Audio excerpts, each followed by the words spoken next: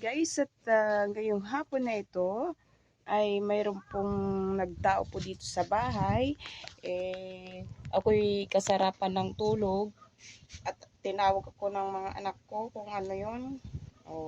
At ako'y dito may dumating sa bahay at nagsinsos po pala guys. At ayan, binigyan na po kami ng ganito.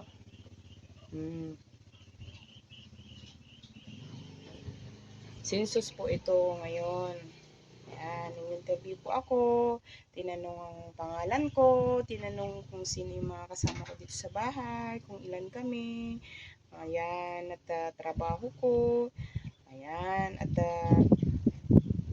bla bla bla, ganun ang census, diba? Tapos nung natapos akong in-interview, at ayan na nga guys, at ibinigay nila itong sticker sa akin. At ngayon po ay ididikit ko naman na ito dito sa wall. Ayan, ilalagay. Ayan, at ididikit ko na.